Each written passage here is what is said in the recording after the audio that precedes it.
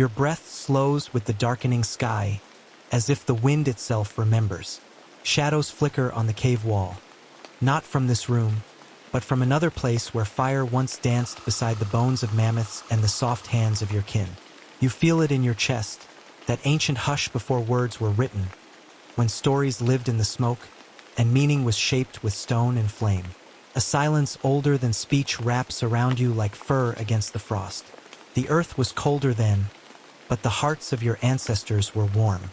Their footsteps still echo beneath your skin. Their voices, though lost to time, rise again in your dreams. Tonight, you return to the warmth that came before the long winter. This is the last firelight before the ice returned. Stories from 20,000 years ago.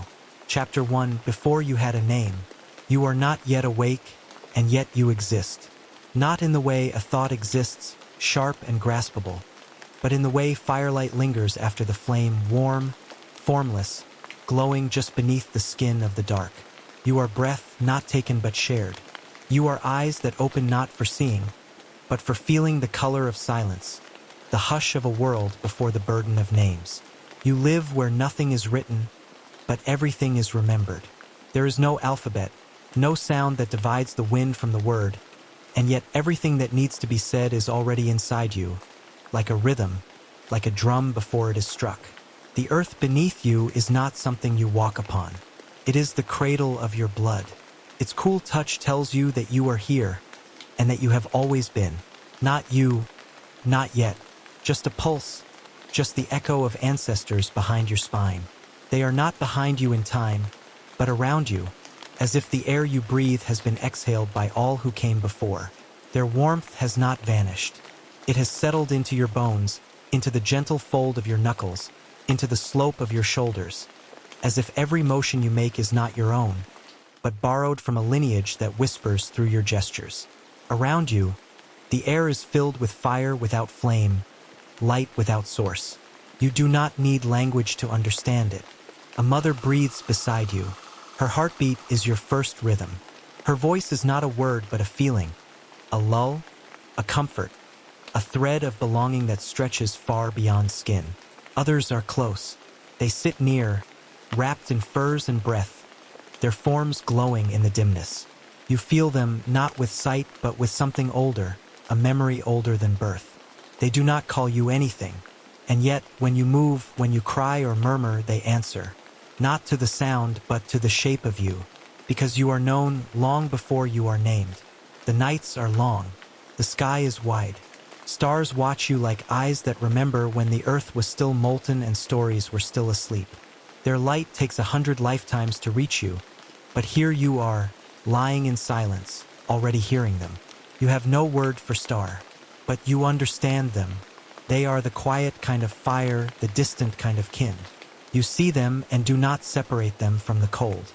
Cold is not discomfort here, it is presence. It sharpens your skin, tightens your breath, reminds you that you are part of something enormous. The frost does not isolate you, presses you closer to others so that your bodies, together, become the first shelter. Somewhere nearby, there is a fire, not the kind of fire that roars, the kind that whispers, a small one, fed with careful hands, hands that know the balance of warmth and danger. Around it, shadows play on stone walls. They are not monsters, not memories, just movement, like dreams dancing with the past. A child laughs, another hums. You feel your chest respond, not knowing why, only that it is right. And in that moment, you learn your first truth, not as knowledge, but as sensation. That joy needs no language. That the body can speak without a mouth, that the soul can smile. There is no story yet, but there is story, in the way someone places a carved stone in your palm, not explaining it, just giving. In the way the wind moves across the grass and everyone turns, as if listening for something that once spoke there. In the way you reach out to a figure beside you and feel the soft fur of their sleeve, and they do not flinch. The story lives in that, the trust, the giving, the motion of things without the need for names. Before names, there is rhythm. The beat of walking feet, soft on snow or soil. The crack of bone, the hush of water trickling into cupped hands. You hear it all and begin to hum. Not because you were taught, but because something in you remembers a time before thought, when humming was how the soul found its shape. And when others hear you, they hum too. Not the same note, but the same soul. In this, you are a circle, not just of people, but of memory, breath, and belonging. A ring of warmth against the edge of a vast and frozen sky. You see tools, stones, sharpened by someone's grandfather's grandfather. A piece of antler, smooth with time, darkened with use. It is handed down not through possession, but through presence. You do not own it. You receive it as you would receive a sunrise, not to keep, but to carry. And with it you carve. A shape, perhaps. A line. A mark that means nothing, but feels like something. And that is enough. This is how art begins, not with meaning, but with feeling. Not to communicate, but to release what stirs in the marrow of your being. And when someone sees your carving, they nod. Not because they understand, but because they recognize. This too is story. In the morning, though time does not yet have mornings, there is movement. The tribe, the group, the breath of many as one, they stir. Feet begin to move. The world stretches open. You go not because of a command, but because the land calls. And even though you do not know the words for journey or migration or direction, you follow. Because this is not a decision. It is a continuation. The sun is low. The cold is thick. But there is music in the crunch beneath your feet, in the breath clouds that rise like spirits. Along the way, you see things. A river, half frozen. Trees that bow like elders. Footprints of animals whose names you will never say, but whose presence you honor by noticing. Sometimes there is silence so deep, it hums. Sometimes there is laughter, and it rolls over the snow like a warm wind. You do not think to ask why. Wonder is your first religion, and every glance is a prayer. You touch bark not to test, but to remember. You look at the moon, not to measure, but to feel its rhythm inside your chest. And when night returns, for night always returns, you settle again. A new place, but the same hush, the same kindling of fire, the same togetherness. Someone holds your hand. Another feeds you something warm. The stars have shifted slightly, but they still watch. They blink slowly, patiently, as if waiting for you to become something more than breath. But they know better. They know that even now, in your breath and your silence, you are already whole. You fall asleep without knowing the word for sleep. You dream without knowing what dreams are. Your soul travels, not forward, but inward, back through the roots of your blood. You dream of warmth, of circles, of shadow and stone. You dream of a time when the world was closer, and the wind still knew your name. Not the name you would one day be given, but the one you had before there were words to forget it. And as you rest, curled beneath hide and memory, a soft sound calls to you. Not outside, but deep. A sound like a drum waiting to be struck, like the earth just before it speaks. It does not wake you, it invites you, and you begin to stir, not in the body, but in the soul. Because soon, very soon, something will happen. Something will emerge. A step, a shape, a name, perhaps, but for now, only stillness. Only this, the soft glow of fire behind your closed eyes, the warmth of others curled near, breathing with you, the sky that holds your sleep like a cradle, and the quiet murmur, not quite voice, not quite thought, that tomorrow you may begin to remember. Chapter 2. The fire that watched you sleep. You sit near the fire, and it breathes as you do. Not with lungs, but with a rhythm slow and ancient, as if it remembers a time before speech, before memory, before even the word before. The smoke rises in gentle spirals, lifting parts of you with it. The part that still listens with your grandmother's ears, still watches with the eyes of the deer you once followed through the snow. This is no ordinary flame. It is not just wood and spark. It is an old watcher, older than any story you've heard and softer than any lullaby. When it flickers, it does not tremble, it speaks. When it dims, it does not die, it rests. The world outside the fire's light is vast and cold and unknowable. But within this circle of warmth, your spirit drapes itself over time like a hide stretched gently over a wooden frame. Here, you are not a name or a voice or even a face. You are something quieter, a presence in a night that stretches endlessly backward, toward the time of stone and bone and silent longing. Your people do not fear the dark. They respect it, trace its outlines in ochre and ash, but they sleep beside it, wrapped in the glow that fire has always promised. Fire is not just light. It is memory turned to warmth. It is every face you've loved, mirrored in flame. You stretch your hands toward the glow, and your fingers shimmer like painted spirits on a cave wall. The fire sees you, not just your skin, but your hunger, your weariness, your dreams. It sees the trail you followed to get here, the frozen river you crossed, the berries crushed beneath your feet, the animal you thanked with trembling hands before your tribe roasted its flesh. It sees your mother's song. It sees the look in your father's eyes before he left and never returned. And it does not speak back. It simply holds all these things in flicker and ember, as though to say, I know, and that is enough. Beside you, others sleep. Their breath rises in little clouds, barely visible beyond the glow. You hear one mumble softly in a dream, speaking to something they no longer fear. Perhaps it is a spirit.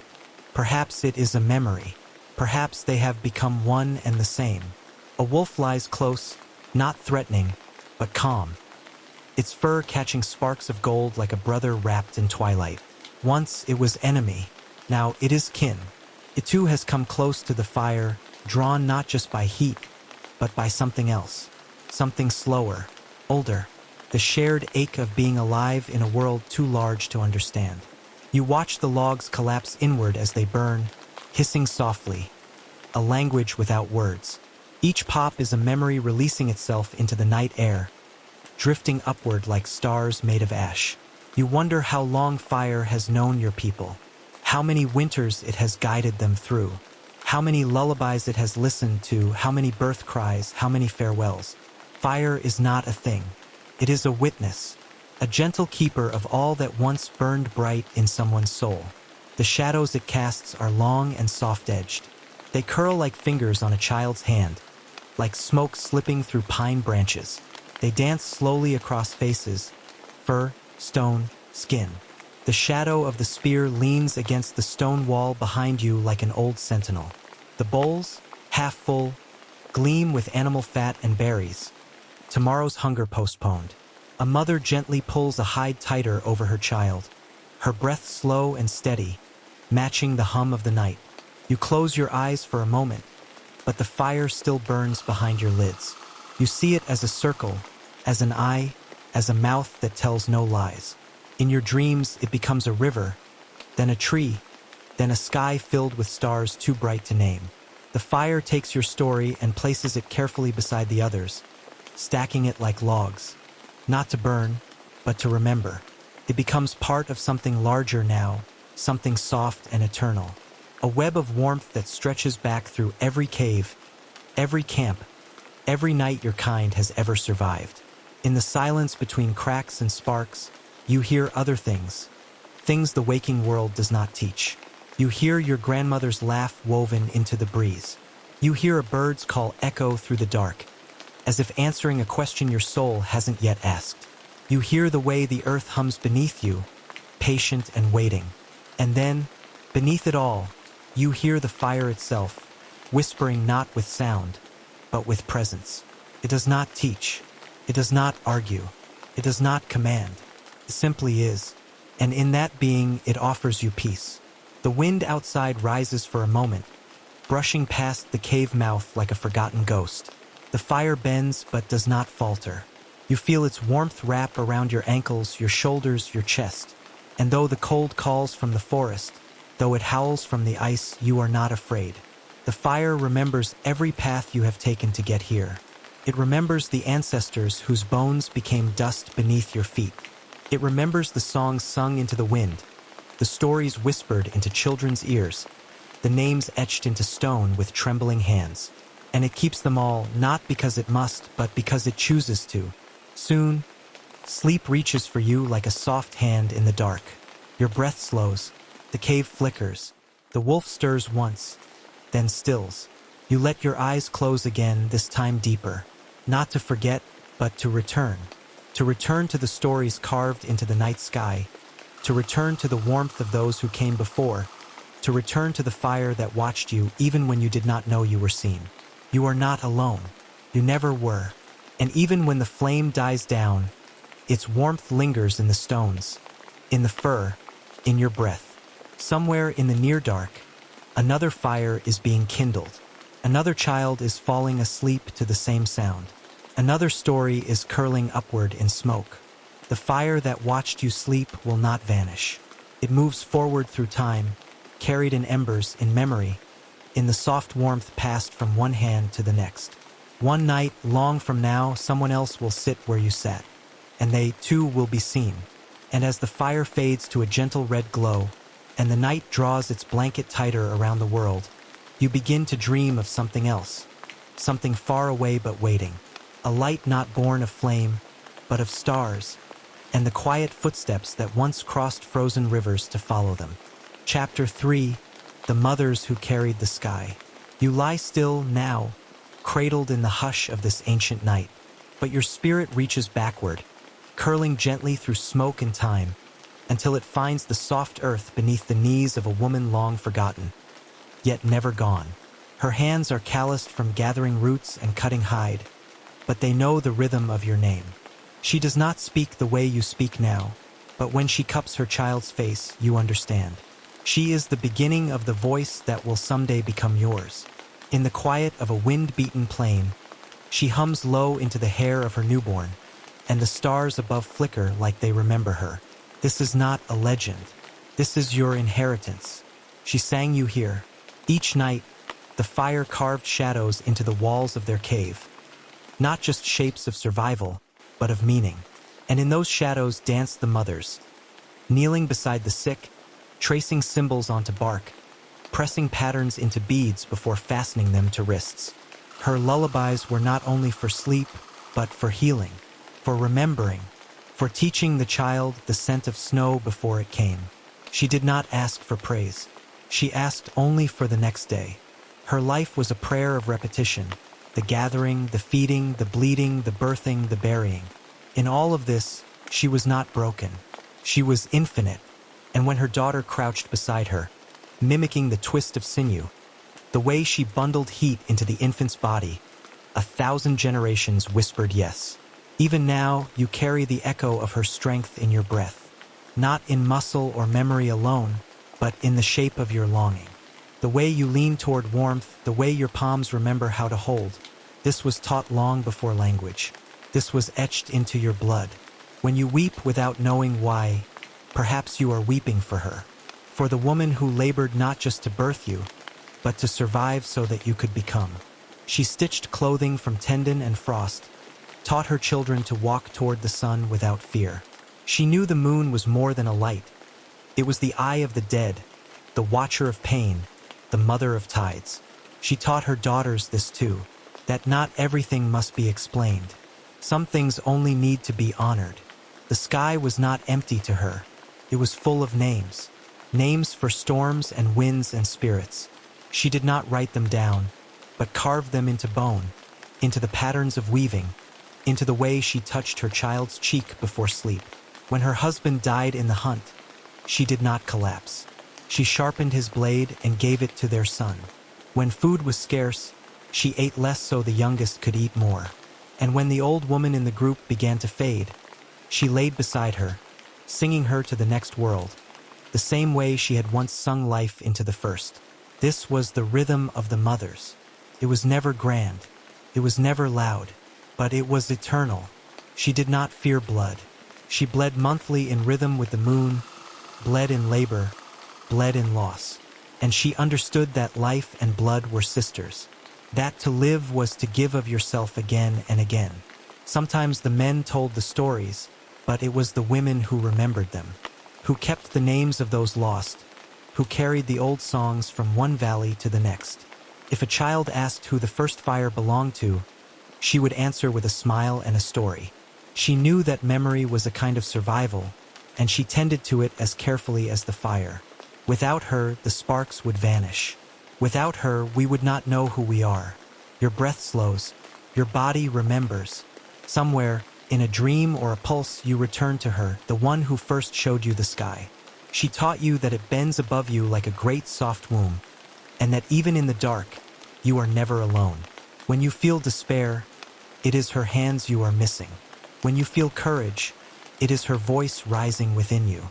And when you close your eyes at night, it is her firelight that flickers behind your lids. She is not a myth. She is the reason you know how to love, how to wait, how to hope. Even the earth remembers her footsteps.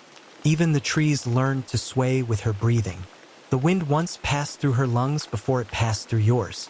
When you drink from the river, you taste what she tasted.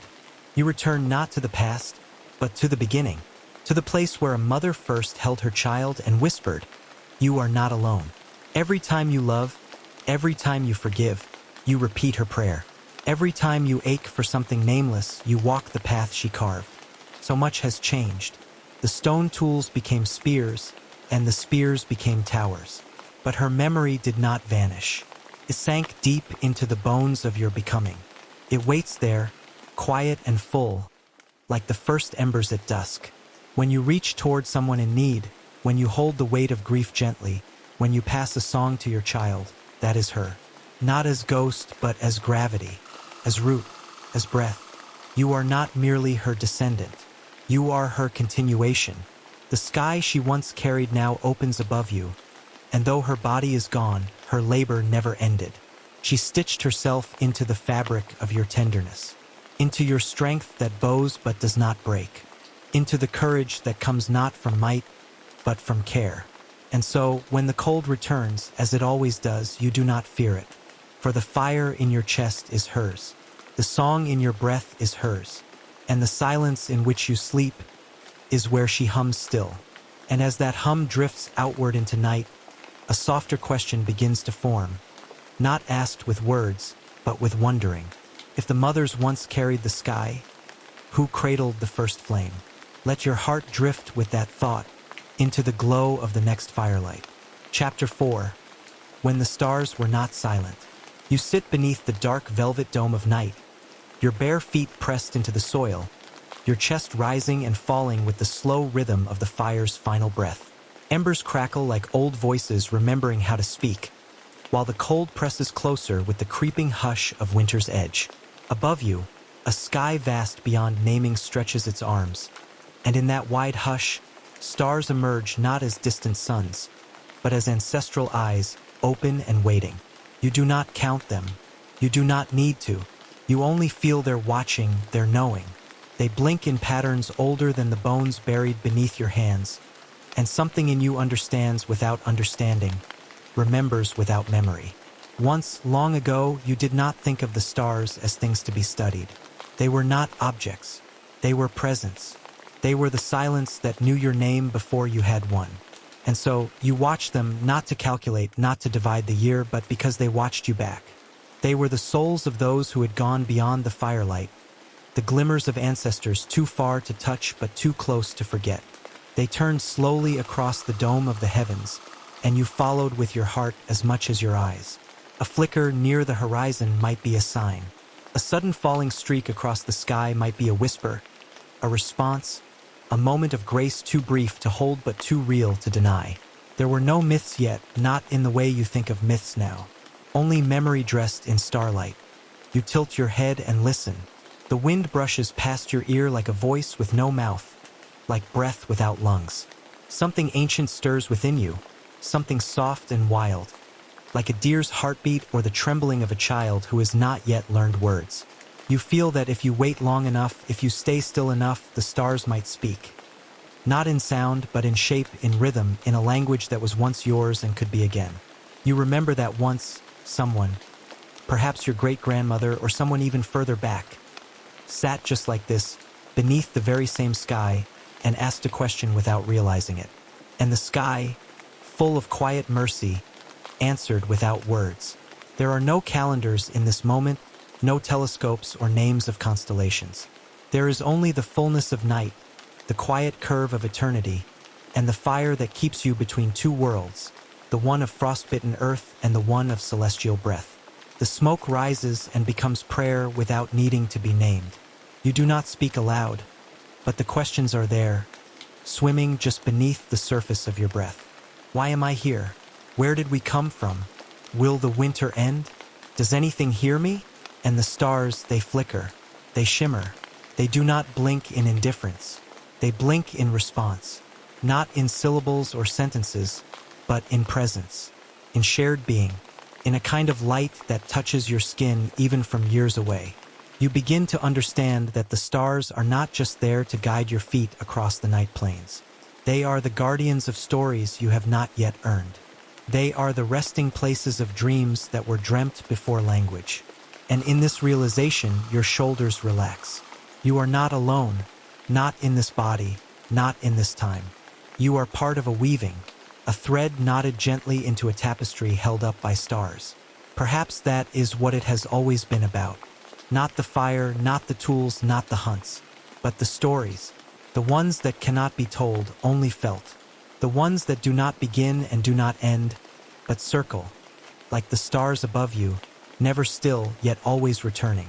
You think of the children sleeping just beyond the glow of the fire, their small fingers curled, their dreams flickering with shapes they do not yet understand.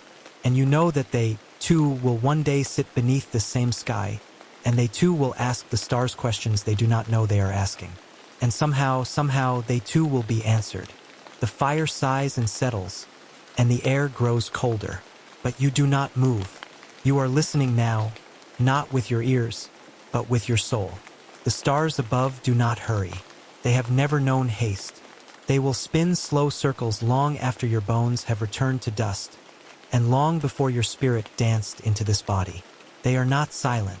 They are slow, and in their slowness, they teach you something sacred. That to be heard, you must first be still. That to be known, you must first remember. And so you breathe, and in that breath, the sky shifts. A cluster of stars leans closer, or maybe it only feels that way. You are not sure where your thoughts end and the heavens begin. You feel cradled by something enormous and invisible. Not science, not religion, but belonging. The kind of belonging that doesn't need to be proven. The kind that simply is. You look up, and the stars look back. And in that gaze, something ancient hums awake inside your chest. Not a memory, not quite. A resonance, like the feeling of a forgotten song that still moves you, even if the words are lost. What if the stars are not distant? What if they are echoes of what you already know, shining back at you so you don't forget? What if the sky is not above you at all, but inside you, turning slowly in a spiral too large to see? What if your bones, your dreams, your breath, all come from the same dust, the same fire, the same hush that gave birth to galaxies? The fire crackles again, a single sharp note in the softness of the dark. Your eyes close, but your awareness widens. The stars are not fading. They are folding into you. You are not losing the night. You are becoming it. Somewhere behind your heartbeat, the silence is still speaking. Somewhere deep in your ribs, a question is still forming. And even though you do not know the words, the stars, they already understand. You do not need answers tonight. Only presence. Only the sky, this stillness, this quiet remembering. The stars will speak again.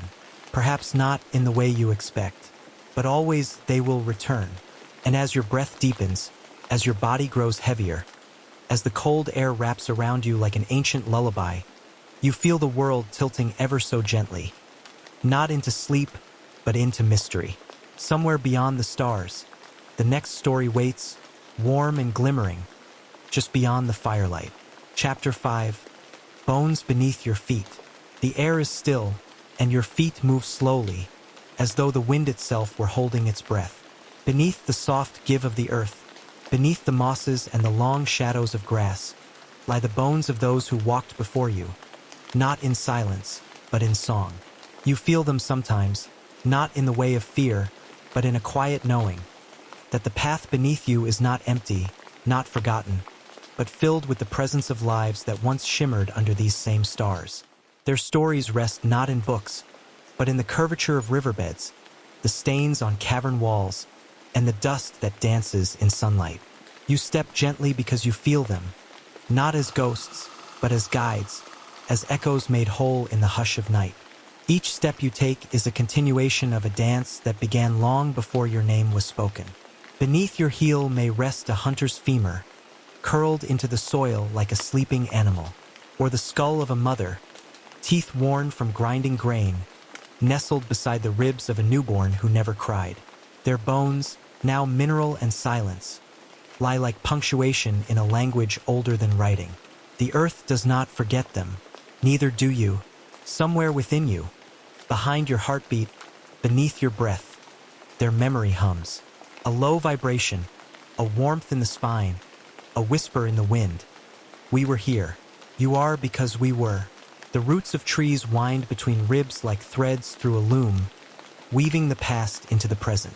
You feel it when you lean your hand against an old trunk, the heartbeat of generations pulsing through bark and branch. Even the stones remember. Some of them once served as pillows for the dying. Others ringed fires where stories were told, hands were held, and meat was passed around in gratitude. You kneel beside one now, your palm pressed to its sun-warmed surface, and feel how long it has waited, not for answers but simply to be seen, to be remembered. You do not need to uncover the bones to hear their stories. You need only to listen, to the way the birds pause at twilight, the hush that falls when firelight flickers low. The silence of the dead is not empty. It is full. They speak in the stillness, and the ground itself translates. Beneath you are bones that once held laughter, bones that ached in the cold, bones that trembled with love. Some were buried in circles, others in lines, others still abandoned in haste when the ice came too fast. But none of them were forgotten, not by the earth, not by time, and not by you. You begin to feel your own body differently now, not as a solitary shell but as a continuation, a soft echo of all who came before. Your knees bend where there's bent. Your teeth grow in the same rhythm. Even your sleep, your dreams, your hunger, all of it is borrowed, learned, repeated. Their sorrows have shaped the shape of your hands. Their joys have carved the corners of your smile. You are not just living your life. You are fulfilling a long memory, one that spans beyond names, beyond faces, beyond even words. And in this moment, with the firelight softening and the night folding around you, you sense that death itself was never an ending for them. It was simply another layer, another season, another shape of silence. Their bones were never discarded, they were planted. And from them grew your customs, your stories, your instincts. You inherited more than blood. You inherited a map written in gesture, in ritual, in the feeling you get when you suddenly stop walking and know, without knowing why, that you must turn around. Somewhere nearby, the faint crunch of earth breaks the quiet. A small animal passes, a fox, maybe, or a badger, its own feet gently disturbing the topsoil, brushing against what remains of a femur or a chipped stone blade. Doesn't know, not with its mind, but it moves reverently, drawn by something ancient and unspeaking. Like you, it honors the invisible. Like you, it walks with those who no longer walk. You sit now by the edge of a sleeping tree. The moon rises behind you, pale and round, like an eye that has seen every age. Your breath slows. The ground beneath you no longer feels foreign. It is warm. It is close. It is full of memory. You do not need to dig to find your ancestors. You need only to be still. And in that stillness, you begin to hear the rhythms of bones under earth, of fire cracking like old knees, of wind passing through grass like breath through ribs. These rhythms are not lost. They are sleeping. And you, the listener, are the dream they wake to. You remember now a story once told to you in the dark. Not with words, but with touch, with warmth, with the scent of wood smoke and earth. It was the story of a woman who laid her child down in the shelter of mammoth bones. Of a man who carved a face into antler, not to sell it, but to carry someone with him into death. Of a child who sang into a cave and waited for the echo to sing back. These were not legends. They were lives. Lives layered into the ground like seeds. And you, walking, breathing, dreaming, are their spring. So you rise again, not hurriedly. You let your hands brush the soil as if greeting it. You look around and see not wilderness, but home. Not emptiness, but presence. And as you walk on, you do not fear stepping on the bones of the dead. You know now that they do not mind.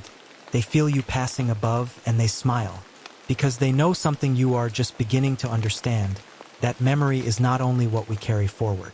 It is also what carries us. And in the distance, a pale red glow stirs at the horizon. Not fire, but the memory of fire, warming the dark like a thought that refuses to go out. You follow it slowly. The night deepens, and with it your sense of belonging. Not to a place or a time, but to a lineage of soul. A chain of breath, a trail of bones beneath your feet. Last lines, and somewhere beyond the fire's last whisper, a question lingers. If the bones remember you, will you remember them? The answer is not found in light, but in the silence that follows. Chapter 6. The River That Knows Your Name. You come to it not for the first time, though you don't remember the others. The path to the river is soft with age, worn by many feet and none at all. It winds like a memory through tall grass and the whispering hush of trees. And when you arrive, the water is already waiting. It does not rush. It does not call. It simply exists like breath, like heartbeat, like the slow turning of the earth. You kneel beside it, and though you are alone, you feel accompanied. The river does not ask your name. It already knows it and all the names you've carried before. Its surface is still in places, restless in others, mirroring the sky's slow dance above. Clouds drift like ancient spirits, and the breeze feels older than language. You lean closer, watching your reflection shimmer. But it isn't just your reflection. There, beneath the rippling skin of water, are faces. Some with eyes closed in prayer, others staring back with a wisdom that startles the soul. They look like you. They are you, scattered through time, scattered through flesh. A child clutching a carved bone toy. A woman laughing beside a fire. A man drawing the outline of a deer on a cave wall. Their lives flow through yours like tributaries merging with a single current. You do not remember being them, but the river does. It remembers everything. You place your hand in the water and feel something that is not quite cold, not quite warm. It is a sensation without temperature, like touching memory. The river moves around your fingers, parting gently, as if not to disturb you. Somewhere upstream, a stone shifts. Somewhere downstream, a heron lifts into flight. Time continues, but here, just here, it feels paused. The river speaks in gestures, not words. It tells you stories in the way it swirls around a rock or clings to a root. You close your eyes and listen. In the hush, you begin to see them, not with your eyes, but with the quiet space behind them. Your ancestors kneeling just as you are. They cup the water with callous palms. They dip their woven baskets into it. They baptize their children and their dead. They follow it as it carves valleys and tells them where to settle, when to move, what to fear, what to trust. It becomes a compass, a cradle, a calendar. And still they speak to it as you do now. Not always aloud, not always in words, but in the silent language of gratitude, awe, and asking. The river has watched ice melt and forests grow. It has seen mammoths fall and wheat rise from the soil. It has tasted the iron of blood and the salt of tears. Yet it does not judge, simply holds. It holds what was given, what was lost, and what will return. You wonder how much it remembers, how deeply the silt holds stories. A child's toy swept away in spring flood, the ashes of a fire scattered by wind, the footprints of a girl who once danced on the shore. Each one etched not in stone, but in rhythm, the rhythm of water, soft and unstoppable. You lean forward and drink. The taste is earthy and real, as though it carries the voice of root and cloud alike. For a moment, you imagine it traveling inside you, winding through your veins like a second soul. The river becomes part of you, and you of it. And suddenly, you are no longer standing by the river. You are the river, moving, remembering, surrendering. You are the banks that hold it, the rains that feed it, the moon that pulls its tides. You are the one who watches and the one being watched, a vessel and a witness drifting through yourself. Time folds gently here. You see lives not as a line, but as a circle drawn with water. Past, present, and yet to come all swirl together like leaves caught in an eddy. A mother teaching her child to fish. A father washing war from his hands. A lover waiting beneath reeds. A wanderer kneeling in silence. The river holds them all, just as it holds you. And though your body will leave its shore, something in you remains. A trace, a ripple, a name whispered back when no one else is near. You look up and notice how the light has changed. The sun leans lower, softening everything with a golden hush. Shadows stretch like stories long and thoughtful. The river, too, glows, not from the sun alone, but from the memory it carries. You stand slowly, feeling the pull of the world call you back.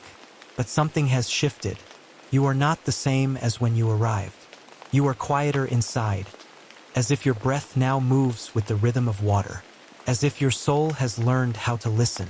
You turn to leave, and for a moment your footprints remain in the mud.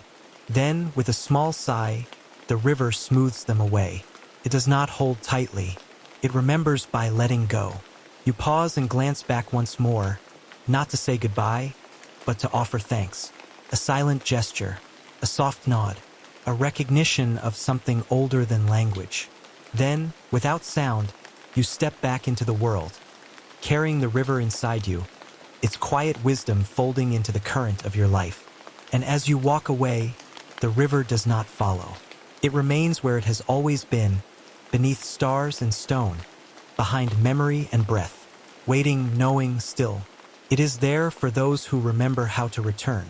It is there for the ones who do not need to speak, only to kneel. The water continues, never rushing, never still. And though you are gone, your presence lingers in its flow, like a name it keeps repeating over and over, until time itself begins to hum. There is a sound in that hum, a shape, a question. Something like the start of a story you once knew, or one that will soon be told. Chapter 7. Painted hands on the wall. You walk through the cave like a dreamer gliding between layers of memory and breath. Each footstep presses gently into the soft earth beneath you, stirring dust that hasn't danced in centuries. The torch in your hand glows not with fire, but with a slow, amber memory, its flickering light casting shadows on stone that holds the hush of time. The air is cool and close, wrapped around you like a whisper, and ahead on the wall you see them, hands. Not yours, not now, but real, present, stilled in ochre, suspended in silence, reaching from the dusk of another world. The wall becomes more than stone. It becomes a mirror of longing, a canvas not for pictures, but for presence.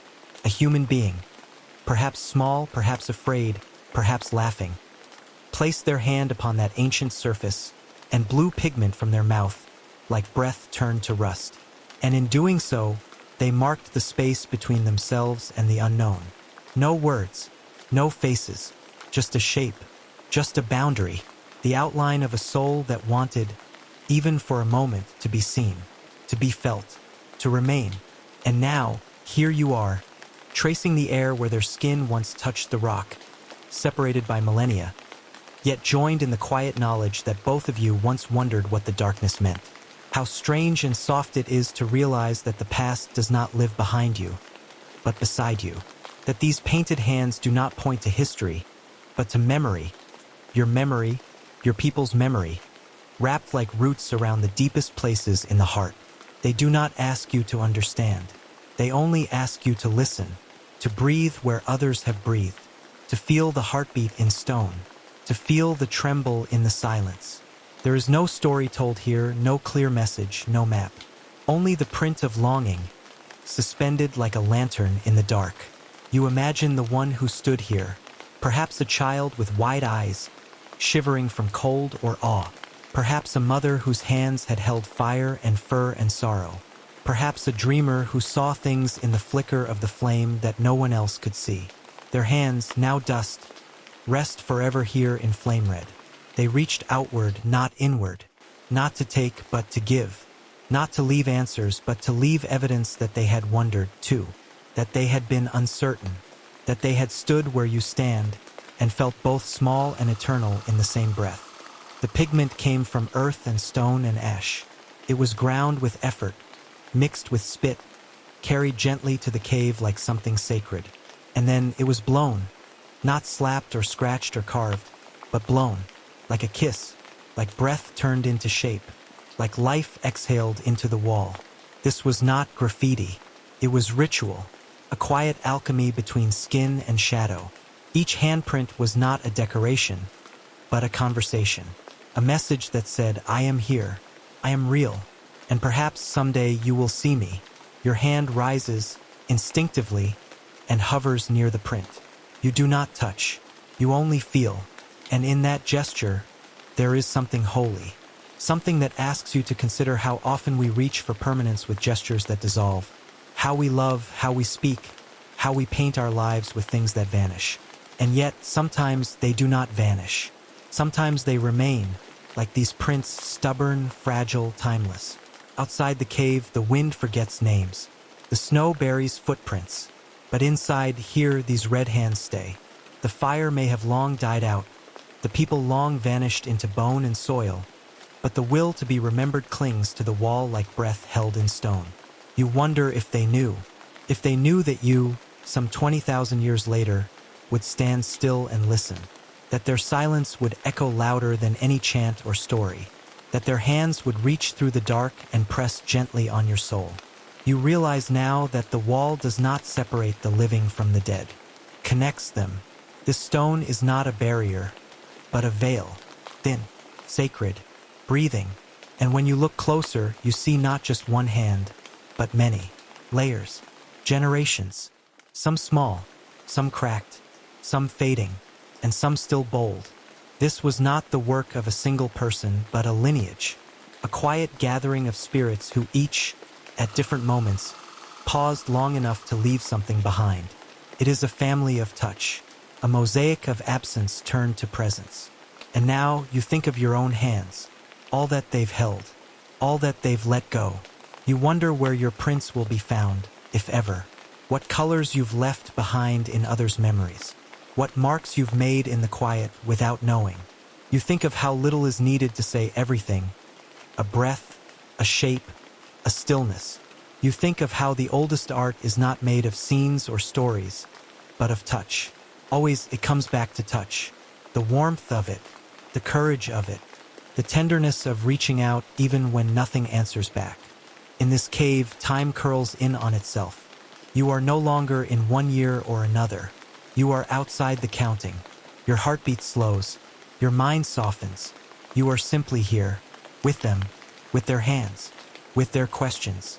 And you realize that this quiet, this flame-lit silence might be the oldest form of prayer. Not asking, not kneeling, but simply placing your hand upon the wall and breathing, saying without words, I am here too. I don't know why, but I am here. You sit on the cold floor and close your eyes. The torch crackles gently beside you, its glow flickering across the prints. You listen not with ears, but with skin. You feel the hush of ancient breath still lingering in the cave. It is not gone. It is not dead. It is waiting. You are part of that waiting, a witness to a fire that still glows beneath the stone, slow and deep and endless. Somewhere, far above, the ice begins to return. The wind brushes the hills like an old voice returning to an empty house. But here, beneath the earth, hands remain, suspended, open, unfinished, not claiming, not teaching, just being, red and ochre and still. They do not fade, they only sleep. And as your eyes grow heavier, you feel the wall breathing beside you, slow and calm. You do not know who touched it first, but you know now why they did. To say something only silence could hold, to become part of the stone, to leave warmth in the cold. You fall into that warmth, into that memory, into the slow, sacred drift of those who lived before names. And as you sleep, you feel them watching softly, not as ghosts, but as echoes, not as ancestors, but as hands waiting on the wall. And just before the dream takes you fully, you begin to wonder what the next wall will hold, and whether your own hand someday will find a place beside theirs. Chapter 8. The silence after the hunt. The wind quiets after the chase. You are still, though your body is marked with breathless heat, your chest rising with the memory of motion. The beast lies before you now, and in its stillness, the forest listens. This is not a victory you shout about. It is not conquest, not war, not hunger sharpened into cruelty. It is something older. It is the prayer of the living to the dying, spoken in the silence between heartbeats. Your knees sink into the snow-soft moss beside the fallen one, and you press your forehead to its flank, where warmth still lingers. You remember its run, how it darted between trees like wind made flesh, how the earth groaned under its power, how your own legs ached to keep pace, not to dominate, but to join it in its final dance. Now the dance has ended, the drumbeat has faded, and you sit beside what remains, not as a taker, but as a witness. Your hand finds the beast's fur. It is damp and thick and smells of rain and soil and smoke. There are tears in your eyes, but they are not sorrowful. They fall like water returning to the sea. A homecoming. You whisper, though no one taught you how. The words come from the marrow of your ancestors, from those who have knelt before beasts larger than this, from those who starved and those who prayed and those who understood that life must pass through hands in order to remain. You do not say thank you in words. You say it in breath, in the weight of your palm, in the way you close its eyes gently with your fingers. The air around you thickens with reverence, as if even the trees bow their branches toward this still moment, as if the rocks remember. There is blood, and you are not afraid of it. It stains your wrists, your thighs, the woven threads of your tunic. But it does not scream. It does not accuse. It marks you as one who has touched the eternal transaction, the bridge between spirit and flesh. This blood is not separate from your own. Pulses still in the memory of your veins. It tells you that to eat is not to destroy, but to enter into a bond as old as the sky. You close your eyes and hear the distant calls of the others, the tribe echoing in the wind, coming to meet you, to carry the body, to begin the rites. But for now, you stay with the silence. You sit in the hush between the end of a life and the beginning of remembrance. The fire that will roast the meat has not yet been lit. The songs have not yet been sung. There is a sacred pause, one that belongs only to you and this creature whose eyes once shone with the same fear and strength you carry in your bones. You remember being small, watching your mother peel back the skin of a hare, not with violence but with tenderness, as if unwrapping a story long waiting to be told. And you remember her voice, low and rhythmic, saying, "We only take what gives itself. We only eat what has shared its breath with us." You understand now. You understand why the silence after the hunt is louder than the chase. Why it presses against your ribs like a second heartbeat. It is not silence at all, but a language without sound, the language of return. Your shadow stretches beside you, long and dark and soft at the edges. The sun hangs low now, blushing against the branches. The others are close. You feel their approach in the way the ground whispers beneath your knees. But still, you wait. You wait because this moment cannot be rushed. It is not meat yet. It is still being remembered. It is still a soul with weight. You think of the stories your people tell, of animals who become stars, of deer who carry messages between the dead and the living, of old spirits who walk on four legs to remind the world of humility. You do not know if this beast was one of those. But part of you prays that it was, and part of you prays that it wasn't, because to take such a creature would be to carry it forever. And perhaps that is what you must do. When they arrive, they say little. One places a hand on your shoulder. Another kneels beside the beast and begins the preparations. But even now, no one breaks the spell. No laughter, no chatter. Only the sounds of breath, of cutting, of gathering. The tribe knows this ritual, and it begins in the quiet. Later there will be warmth and marrow, fire and laughter, songs that rise into the trees like smoke chasing stars. But not yet. The silence is not finished speaking. There is still something here, something being offered. The meat will nourish your children. The bones will be carved into tools, into instruments that whistle the wind's song. The hide will shelter someone from winter's bite. But before all of that, it must be grieved, even if only for a moment. You think of the footprints left in the snow, the weaving, frantic marks of the chase, and your own beside them parallel, like lines on an ancient map. You will not return the same. The one who left those prints was hunting. The one who returns is holding a life inside them. You look up at the sky. It is beginning to turn violet, the first hint of dusk pressing into the air. Somewhere an owl stirs. Somewhere another heartbeat slows. The world feels rounder in this moment, more fragile, more whole. You have given and taken, and now you must carry that weight with the kind of grace only the quiet can teach. They lift the beast together. Takes many arms to carry death with dignity. You walk behind them, your step slow, your gaze soft. There will be a fire. There will be songs. But the part of you that sat beside the fallen one will not fully rise. Stays there, kneeling, remembering, always listening. Because some part of you knows this silence is sacred.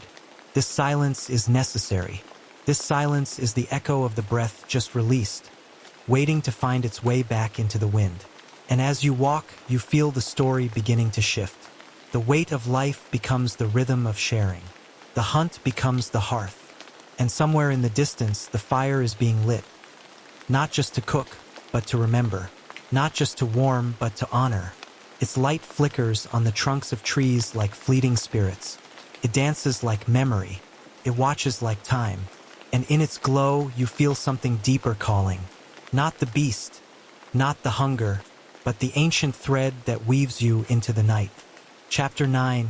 Songs that were never sung. There is a sound inside you, older than your voice and quieter than breath. It does not begin, nor does it ever truly end. It coils and uncoils like smoke rising from the center of your ribs. You do not know where you first heard it. It was never taught, never written, never passed from mouth to ear. And yet, it is with you, always, a song that was never sung. Not in the way a lark calls the dawn, not in the way drums chase lightning, but in the way a fire whispers when no one is listening. You do not hum it to fill silence. You hum it to remember. There were others, long ago, crouched around flickering flames beneath low-hanging skies. They too carried this hum, this wordless knowing. Their mouths did not shape lyrics, but their chests thrummed with the weight of something sacred, something buried and breathing. Before stories had structure, before songs had names, there was the breath in unison, the soft resonance of bone remembering bone. They did not perform, they became. When a mother rocked her child near a fire, when a hunter knelt at the edge of a fallen stag, when the stars opened their slow mouths above the sleeping hills, the hum emerged like mist rising from warm earth. Not to be heard, but to be felt. You see them now if you close your eyes just enough. Shadows sitting in half-light, shoulders draped in skins, eyes glazed with smoke and story. A woman holds a stone bowl to her lips, exhaling heat. A child's fingers tap the ribs of a hollowed shell. No one claps, no one watches. This was not a performance. This was memory braided into rhythm, sorrow carried by vibration, longing disguised as tone. They sang nothing, and yet everything sang through them. Their melodies did not travel from throat to ear, but from marrow to marrow, from one silent breath to the next. Even the wind paused to listen, not with ears, but with presence. These songs did not survive the ice, not in the way that tools did, not like spear points or beads or ochre scratched into walls. They vanished as they came, unseen, unwritten, unstated, but not unfelt. You still feel them, don't you? When you walk alone beneath an open sky, when a memory you never lived brushes the edge of your ribs, when your hands move rhythmically over wood, over earth, over the back of a sleeping animal. It is there, humming in the hollows, not for show, for remembering. What was the first song ever sung by a human soul? Not the first that was recorded, but the first that emerged in silence, when no one else was near. Perhaps it was not even sung aloud. Perhaps it trembled quietly inside a woman grieving her mother, or a man kneeling by the bones of a deer he once followed through frost. Perhaps it was not a sound at all, but a breath held too long, a sigh exhaled in time with the wind. You may never know, but your body remembers. In the stillness before sleep, you feel the echo of that unspoken note rising through your spine, curling behind your eyes, soft as moss on stone. In some places, Songs were made to call spirits, to summon rain, to praise the hunt. But these songs, the ones never sung, were different. They were not directed. They were not taught. They were known. Like fire, like water, like loss. Like the ache that forms in your chest when the moonlight hits a river in just the right way. No elder needed to explain them. No drum was needed to begin them. They emerged from silence like wolves from fog, careful, present, and wild. You might think you've forgotten them, buried them beneath language and logic, beneath music with rules and structure. But the truth is, they are simply waiting. Waiting for you to sit still long enough. Waiting for your breath to soften, your heartbeat to slow. Then, in that liminal space between thought and no thought, between waking and rest, they arrive again. Not with fanfare, not with applause, just a single hum, quiet and trembling, born from the bones of your ancestors. Your hands know them, your spine knows them. When you hold someone you love without words, when you rock slowly in the dark without realizing it, when you press your cheek to the earth and feel it pulse, that is the song. That is the place where memory becomes vibration, where grief becomes beauty, where silence becomes communion. You do not have to understand it. You only have to feel it. And when you do, you are no longer alone. These ancient hums were not meant to be recorded, not meant to be preserved. They were meant to be lived, like the breath of wind in tall grass, like the rhythm of footsteps across a frozen plain. They are not frozen in time. They are time moving through you. You carry them without knowing. They curl beneath your ribs, woven into the breath you take before you speak, into the tear you hold before you cry. They are not artifacts. They are you. Even the stars once hummed them in their own celestial way. Long before constellations had names, before humans dared to give form to the sky, there was a rhythm, a stillness that sang, the hum of firelight beneath ice, the breath of mammoth and woman in a shared shelter, the pulse of longing without a language. You hear it even now if you listen past the noise, if you close your eyes and press your ear to the night. Do not try to recreate them. Do not try to make them modern. They are not yours to own, but they are yours to remember. And remembering is a kind of reverence, a kind of return. When you hum, softly and without thought, you open a doorway. You enter a space older than story, deeper than sound. The space where grief and joy become one note, held not on a page, but in the hush between heartbeats. This is why you hum, not for music, for memory, for warmth, for something sacred and nameless that only comes in stillness. And when you do, your ancestors gather not around you but within you. Their breath becomes your breath. Their hum becomes your hum. You do not sing them. You become them. And in that becoming, you are more than yourself. You are the whole river of memory, flowing silently through time. So tonight, as the fire dies and the stars lean close, you will not need words. You will not need stories. Just the quiet hum in your chest. Low, steady, ancient. It will carry you. It will keep you warm.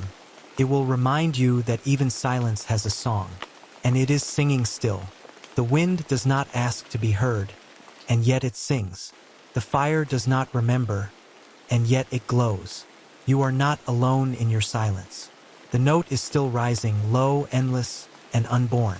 And beyond it waits a question. What did we lose when we stopped listening? Chapter 10.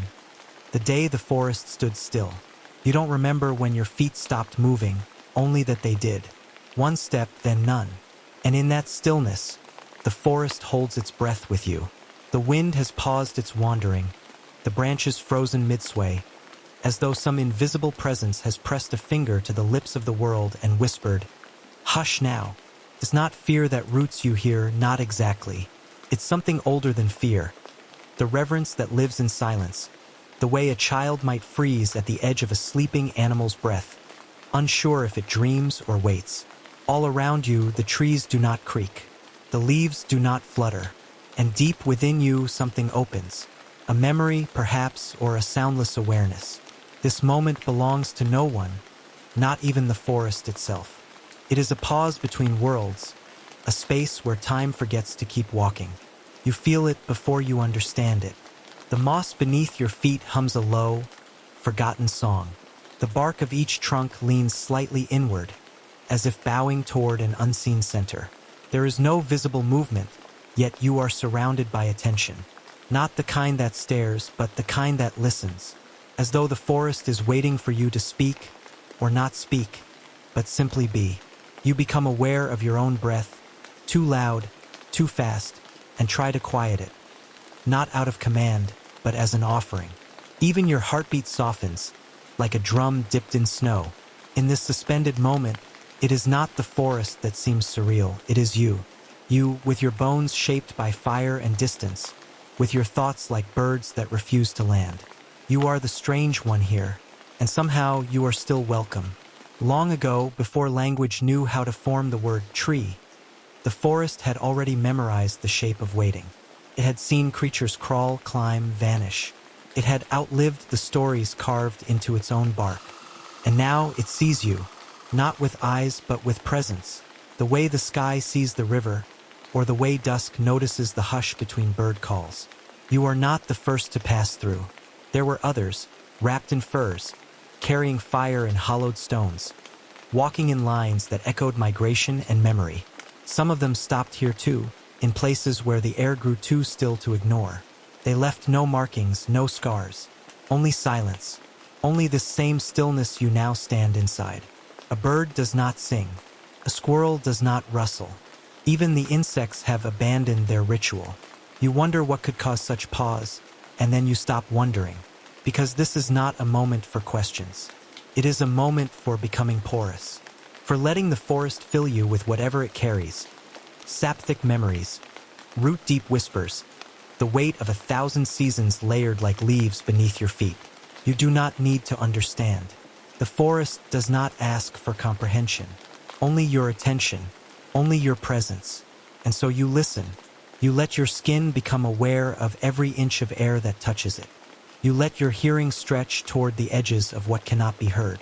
You let your stillness deepen, as if sinking through layers of time. Somewhere far away, water moves over stones. Somewhere even farther, a glacier exhales. But here, the forest remains still. You begin to sense that it is not just watching you, it is remembering with you. Remembering a world before paths, before names, before anything had to be explained.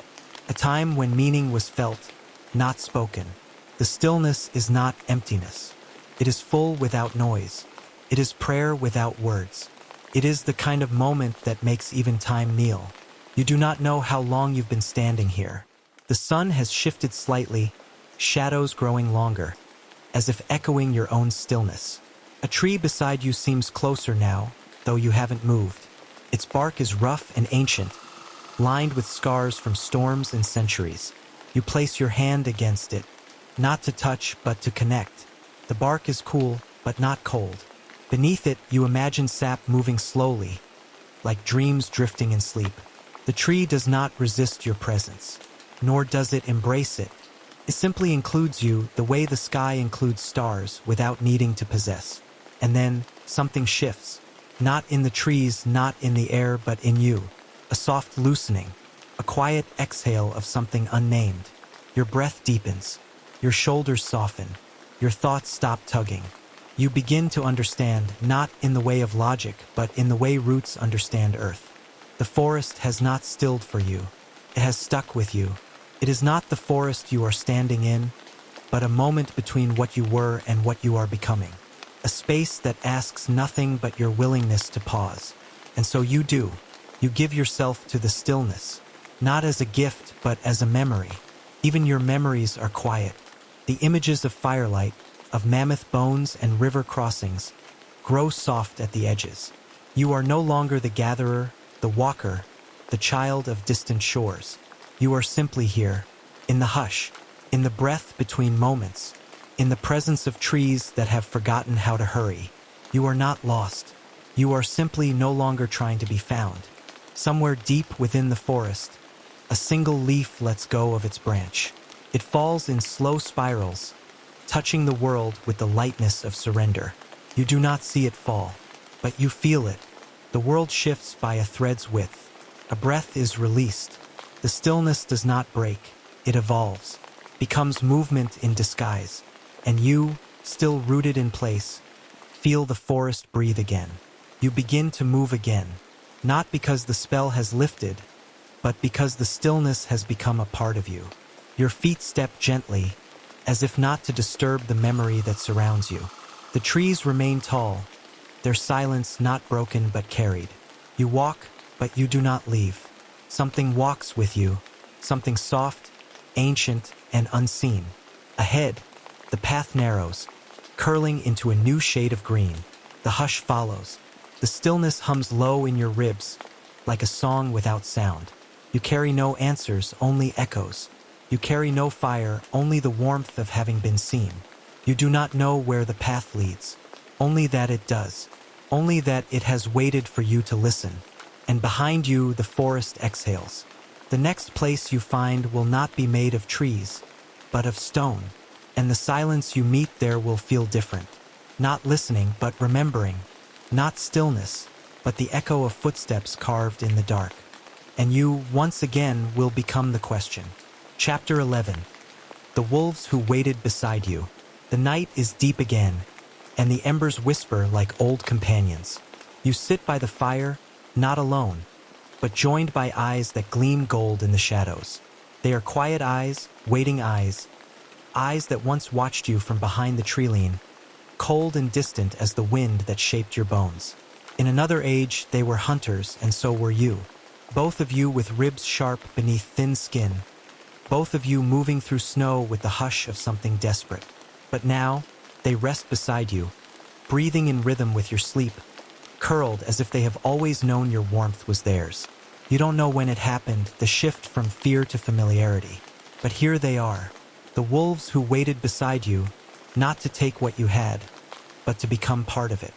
In the earliest winters, when the trees cracked with frost and the stars pulsed like wounds in the sky, you knew only to keep your distance. A flash of silver through the branches meant danger. A howl at the edge of hearing meant retreat. But the nights grew longer, and something in you, perhaps hunger or perhaps hope, softened. You began to leave scraps behind, not as offerings, but as silence, a space between your breath and theirs. They did not take you then. They only took what you gave, and that, perhaps, was the first trust. Imagine it now, a young one, smaller than the rest, trailing behind its pack, unsure and thin, finding the bone you left by the edge of the firelight. You watch from a distance, motionless. It eats quickly, glancing back into the woods as though the dark might scold it for coming too close. But it returns again, and again, each time a little braver, a little less shadow. And in time, you stop watching with your spear raised. You watch with your hand open, and the earth changes beneath your feet. This was not taming. No one bent. No one ruled. This was something older, something sacred. A merging of instincts. You hunted together. You moved as one. Their noses found the prey. Your hands cast the spear. You shared the meat. You shared the night. When enemies came near, they stood before you with teeth bared. Not as pets, but as kin. Their loyalty was not bred. It was born in firelight and frost, in 1,000 nights of co-survival. Some say the wolves chose you. Others say you chose them. But the truth is quieter than that. It was not choice, but listening. A stillness that passed between species. The language of breath and glance. You learned each other the way rivers learn stone. Slow, patient, inevitable. You dreamed together. You woke together. They learned your children's names. You learned their warning growls. And even now, far from those first fires, the memory lingers in your bones. The shape of the wolf remains beside you. Its form has changed, softened by time and breeding, but the soul still remembers. Your dog curls at your feet tonight, warm and soft and trusting. But inside it lives a flicker of that old flame, a trace of the wild one who stepped from the forest and said, "I will not fear you if you do not fear me." That is the inheritance. That is the vow. You don't need to remember the exact night it happened. Maybe it wasn't one night. Maybe it was 100 small moments stitched together by firelight and breath. Maybe it was a pup curling near your sleeping child, or a howl rising to match your own grief. Maybe it was their eyes, not wild anymore, but watching with something close to understanding.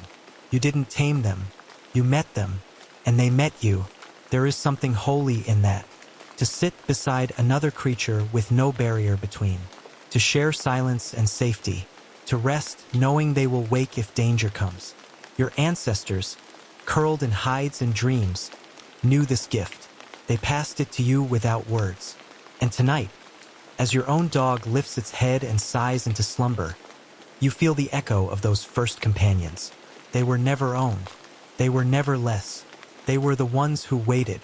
You are not the only species who remembers. In the marrow of your dog, there is still the ghost of the hunt. The memory of running beside you beneath moonlight. The sound of your footsteps, trusted. The smell of your skin, safe. They still guard you, not out of command, but out of lineage. A thread that stretches back to when the sky was heavier with stars and the world had fewer names. And sometimes, just sometimes, you dream of them. Not the soft ones of now, but the tall ones with sharp backs and golden eyes. You dream of the night you knelt and they did not run. Of the breath that touched your wrist like fog. Of the first time you fed something wild and it stayed. There is no word for that moment, only feeling. A warmth in the chest, a loosening of the hands, the beginning of something vast. You could not have survived alone, nor could they. It was always meant to be this way. Companionship as an ancient art. Loyalty as a shared flame. The wolves who waited beside you gave more than teeth and muscle. They gave you a mirror, a way to see yourself through another creature's gaze. You learned what it meant to be watched with neither hunger nor hatred, and that, in the quiet of the Ice Age, was its own kind of salvation. So when you sleep now with a soft body pressed to your leg, remember, you are part of a lineage that spans more than family. You are the continuation of a promise whispered in frost. You are the dream of a creature who once feared you, then followed you, then chose to stay. The bond between you and the dog at your side is not modern. It is ancient, pact written in silence. And though you may forget it in daylight, you always remember it in dreams. In that place beyond thought, where memory lives not as stories but as sensation. The smell of fur, the flicker of eyes in the dark, the sound of paws matching your stride. That is where they wait for you still. Not behind, not ahead, but beside. And as the fire burns low and the stars return to their cold watching, you know something old is near. Not in words, not in thought, but in the rhythm of two heartbeats curled in the dark, sharing warmth beneath the breath of a sleeping sky. Somewhere in that hush, they are still watching, still walking beside you, still remembering the night. You let them in. The next chapter breathes through snowlight and stillness, into a world beneath your feet. A place where bones sleep and voices echo through time. Chapter 12, Grief was a kind of magic. The night is quieter than it has ever been, and yet everything seems to hum with meaning. You sit beside the body, and the cold air wraps itself around your shoulders like a quiet animal. The breath that once filled the chest beneath your hand has vanished into the sky, but your hand still rests there, holding something unseen.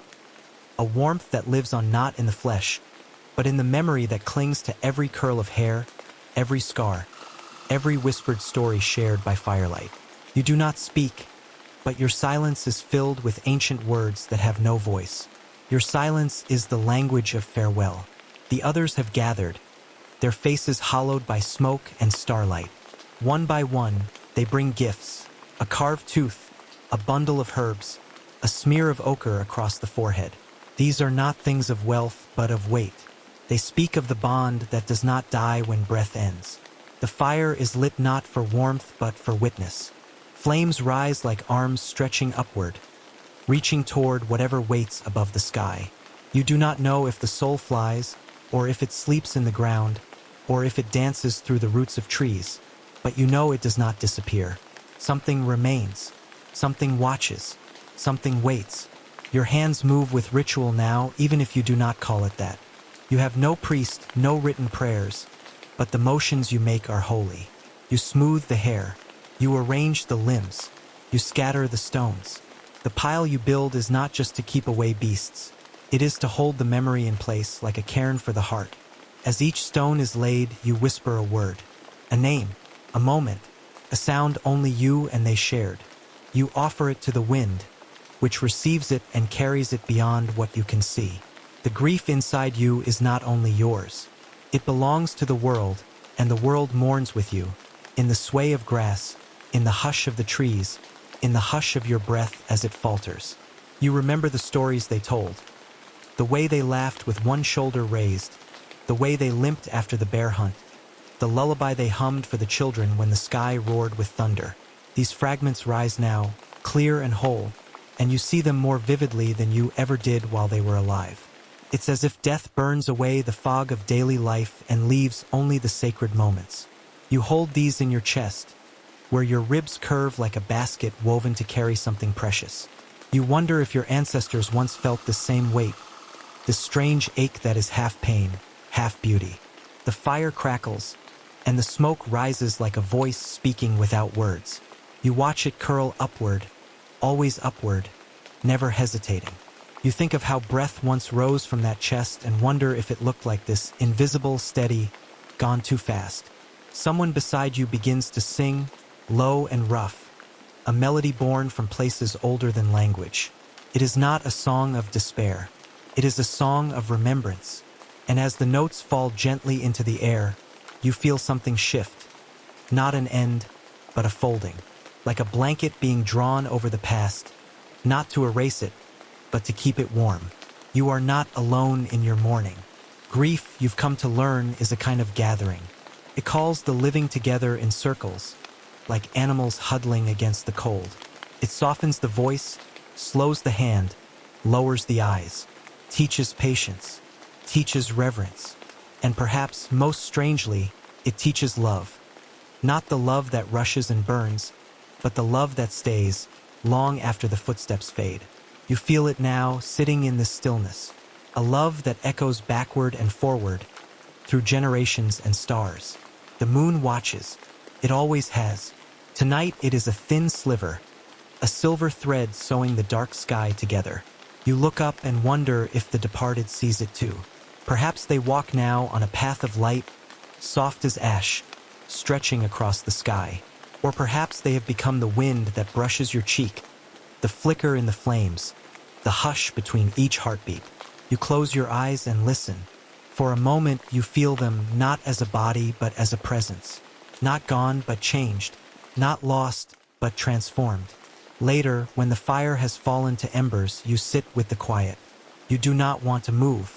The earth beneath you holds the shape of your body like an old friend. You think of how the world never stops, how even in death, something continues. A body returns to soil, bones to stone, breath to sky. Nothing is wasted, nothing disappears. And in this cycle, there is a strange comfort, a rhythm older than sorrow, a promise that you, too, will someday be remembered, sung over, wept for, and celebrated. Not for how long you lived, but for how deeply you were loved. You touch the stone one last time and rise. There is no forgetting, only remembering differently. The shape of grief will change, but its presence will remain, like the smell of smoke long after the fire is out. You carry it in your steps, in your voice, in the way you now look at the stars. You carry them, and that is the magic, that even in loss, there is a kind of keeping, a sacred task of holding what cannot be held, of walking forward with the past tucked gently behind your ribs. As you leave the clearing, the night presses softly around you. Somewhere an owl calls. The fire dies behind you, but the warmth lingers in your hands. Ahead, there is more darkness, more sky, more time. And in your chest, a hush, a reverence, a flame that has not gone out, only changed shape. You do not look back. You do not need to, because now you understand. They are not behind you. They are the breath that walks beside you. And somewhere ahead, a cave waits, where painted hands still reach for light. Chapter 13. The ice begins to whisper. The warmth still flickers beside you, but it is thinner now, quieter in its glow. There is something in the sky that no longer belongs to autumn. A new silence moves between the trees, as though the forest itself has paused to listen. It is not the silence of peace, but of knowing. The knowing that something has turned, gently but surely, like a slow breath being drawn before a long and ancient sleep. You feel it before you see it. The air tastes sharper. The soil beneath your feet, still soft from last rains, stiffens just slightly, and your fingers, when held out to greet the wind, return with a sting. Not cruel, not loud, just certain. The northern sky holds no promise. It simply stands still, gray and waiting. You watch it in the early light, before the world has fully woken. You hear nothing, and yet you feel surrounded. The cold is not yet upon you, but it whispers from a distance, like a name you've heard before in dream. You do not run from it. You do not speak of it. You merely gather more wood. You tuck the furs more tightly at night. You find the rhythms of the earth shifting, and so you shift with them. That is how it has always been. Your people do not resist the turning. They listen. The animals begin to vanish slowly. The deer no longer graze near the riverside. The birds, once full of gossip, have fallen into a hush. Even the river, once swollen with melt and song, slides now in a muted hush, as if beneath a skin of glass. It is a time of waiting, of quiet work, of watching the sky for stories written in frost. The children do not ask why the sun is gentler or why the snow returns to the mountaintops even as berries still cling to low branches. They know what you know. The earth remembers more than you do, and the snow is part of its memory. You sit beside the fire as dusk folds the world in half. The flames are gold and orange, dancing against your skin like old friends. But they do not last as long as they did. You feed them more often now, though they seem to grow tired of burning. You notice your breath more clearly when you speak, curling like soft smoke between your words. You speak less. There is no need. The silence is not empty. It is full of returning things, full of ice, coming not with fury, but with grace. You feel it underfoot. Feel it in the marrow of the wood you split. Feel it in the bones of the sky. And though you do not see the great glaciers move, you know they are moving. Far beyond the mountains, behind the veils of white mist and distant thunder, the walls of old ice begin again to stretch. They move slowly, like memory reshaping the past. They remember where they once were, and they reach for it, inch by quiet inch. They are not invaders. They are returners. They have known this land before you. You walk gently on earth that once wore their frozen skin. The elders tell stories of the last great cold, though their voices carry more shadow now. They speak of days when the rivers turned to stone and the stars hung lower in the sky. They speak of great beasts lost beneath the snow, of fires that burned day and night, of children born with the gift to see warmth in darkness. Some say the cold speaks, if you learn how to hear, that its voice is not cruel, only vast, that it does not come to punish, but to cleanse. You believe them. There is something holy in the stillness, something sacred in the slow fall of snow. You mark the return not by fear, but by rhythm. The frost gathers around the edge of your shelter like a patient hand. The trees wear thin veils of white, as if they too remember and wait. Your steps become slower, more careful. Your food is prepared with more thought, and your rest is deeper, heavier. Your dreams stretch further, into places your waking mind forgets. In them, you see vast white plains. You see mammoths beneath moonlight. You see a silence so complete, it feels like music waiting to be born. Each morning, you open your eyes to a world a little quieter than before. Each evening, you light the fire a little earlier, your hands trembling slightly from the bite in the air. The wind does not howl, it sighs. It brushes your cheeks with the grace of a distant ancestor returning home. There is sorrow in it, perhaps, but there is beauty too, the kind of beauty that takes its time, that does not announce itself, that simply arrives, layer by layer, flake by flake. The cold does not stop you from living. It invites you into a different kind of life, one that is closer to the body, closer to the breath, one that asks less of the world and more of the soul. You find yourself pausing often, pausing just to feel the touch of air on your skin, the shape of stone in your hand, the glow of coals under fur. You become more aware of small things. A spark, a sigh, a shadow shifting across the snow. These are your companions now, as the seasons lean toward sleep. The younger ones ask if the ice will stay forever. You smile, not because you know, but because you don't. Because the world has never been about answers, only about songs. Some short, some long. Some sung with heat, others with frost. You tell them the cold is not an enemy, that it is a language, one the earth speaks slowly, syllable by syllable. And if you listen, truly listen, it will tell you things no fire ever could. They curl beside you, and together, you listen to the world drift slowly into its next stanza. You touch your tools with greater care now. You move your hands more slowly through the day, shaping, smoothing, remembering. Each act feels heavier, more ancient, as if someone long before you once made this same gesture under this same kind of sky. You are not alone. The cold reminds you of that, connects you not only to the land, but to time itself. Every snowflake that falls has fallen before. Every gust of wind once touched another face. And so you stay. You do not run. The fire still glows. The silence still breathes. And the ice, patient as it is powerful, begins to whisper again, just as it did long ago, when the world was young and wrapped in white. You hear it in your bones. Not fear. No warning. Just knowing. Knowing that everything is circling back. Not to end, but to begin again. You close your eyes, and somewhere far away, you hear the sound of a crack across the distant ice. Not sharp, not sudden, just a gentle break, like a door opening between worlds. And perhaps in the next chapter you will follow that sound. You will find the footprints that lead into the frozen unknown. Chapter 14, The Last Flame We Shared. You sit in the hush of the final warmth, the last breath of firelight before the dark returns. The flames are not wild anymore, not leaping, not dancing, but resting, like a soul too tired to speak. They flicker softly, casting long shadows on the cave walls that remember all the stories once told. You are wrapped in a cloak of animal fur and silence, and beside you are the last few hearts that have followed this path with you. Each face is weathered, not just by cold but by the shape of time itself. Faces carved by laughter, by birth, by mourning, and by all the small hungers that once bound you together. The fire crackles low, as if whispering secrets it doesn't want the wind to carry too far.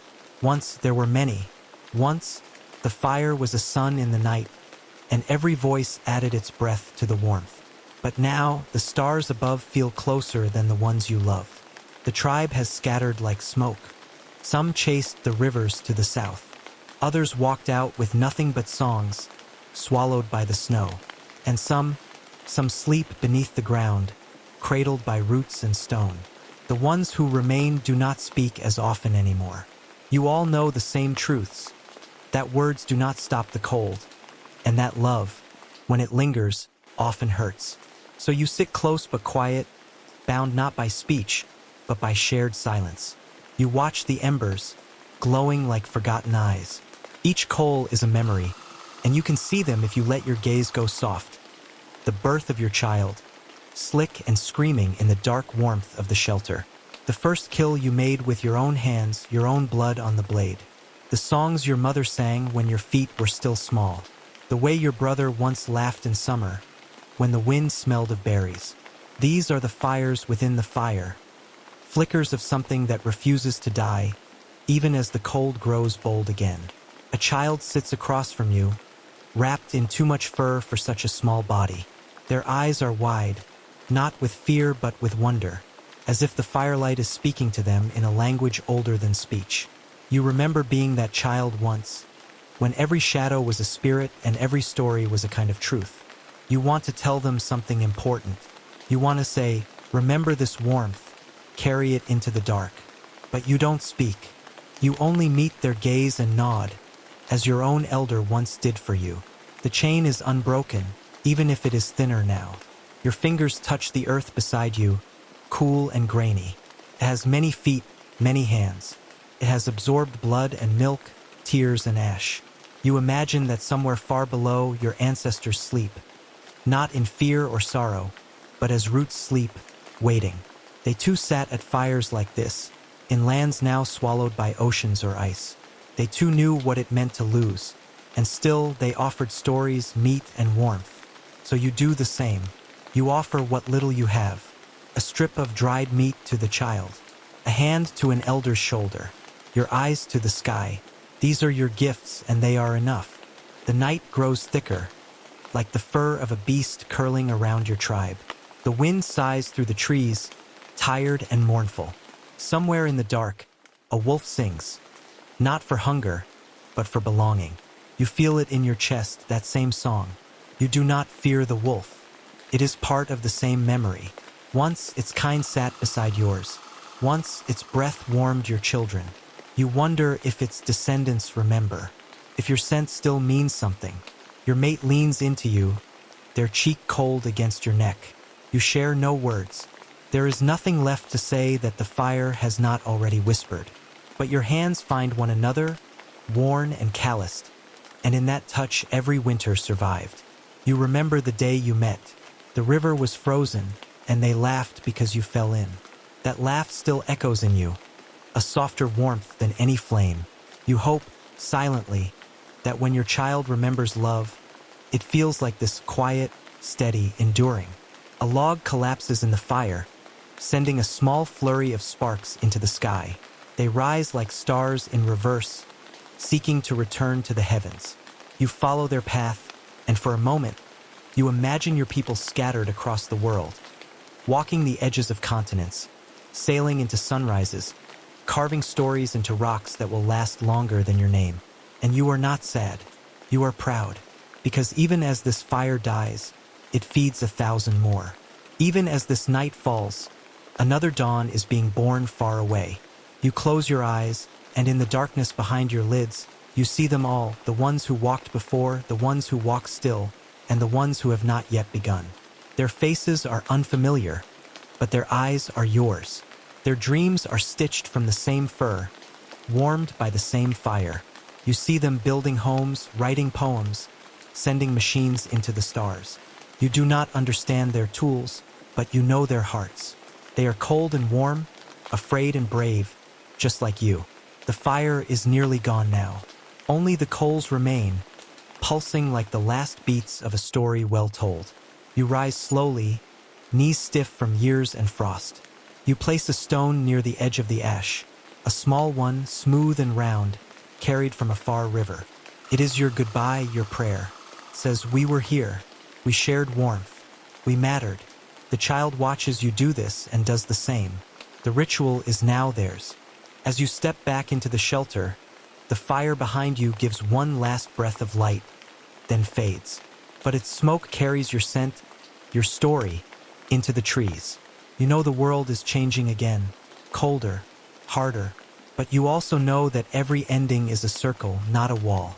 That somewhere, somehow, the next fire has already been lit. And as you lie down beneath the heavy skins, listening to the wind speak your name in a forgotten tongue, your heart does not weep. It waits. It listens. It remembers. The ice is coming. But so is the next dream. And dreams know how to survive the cold, especially the ones made of fire, especially the ones we shared. And in the distance, beyond the trees, the snow carries a glow, faint and flickering, but alive. Chapter 15. We return in ash and breath. You lie quietly now, and yet you are everywhere. In the hush between waves, in the rustle of reeds at the river's edge, in the exhale of the soil as morning breathes warmth into the frost. Though the body you once walked with has long dissolved into ash and dust, the shape of you still lingers, in echoes, in instincts, in the strange pull one feels toward firelight and stories. You are not forgotten. You are remembered by the wind, by the tilt of trees, by the bones of animals who pause at ancient stone circles as if drawn by something familiar. Your return is not in flesh, but in something more elusive, in breath, in scent, in memory carved deeper than words. A child cups their hands over a spark, and something in the flame recognizes you. It flickers a certain way, leans forward like an old friend leaning in to whisper. And though the child may never know your name, The warmth on their palms is the same warmth you once passed on. From your fire, your fingers, your night-long vigils. It is not nostalgia. It is not grief. It is continuity, wrapped in the softness of forgetting and the fierceness of love. Your people may not have had books, but they had bone. They had flame. They had the steady rhythm of return, one body feeding another, one breath giving shape to the next. That rhythm never ended. It only changed its voice. Somewhere, the earth stirs beneath layers of fallen leaves, and beneath that, beneath the roots and rock, lies the curve of your rib, the stone you once chipped into a blade, the red ochre dust you painted into meaning. It rests in stillness, but not silence. The ground remembers touch, and your hands once spoke volumes. You painted with ash and blood and ochre not because it was beautiful, but because it was needed. A way to say, I am here. I was here. I will be here again. Not in body, perhaps, but in consequence. In the curve of a future hand that moves the same way yours did. In a pattern that repeats like breath. You knew, even in your simplicity, that time is not a line, but a loop. That every step forward is also a step inward. That the past does not vanish but folds itself into the bark of trees. The call of birds, the silence before sleep. You live on not just in memory but in shape. The shape of fear, the shape of hope, the shape of a mother humming a tune as she gathers kindling, unaware that it is the same tune her ancestors sang beneath a different sky, beside a different river, holding a different child in the crook of her arm.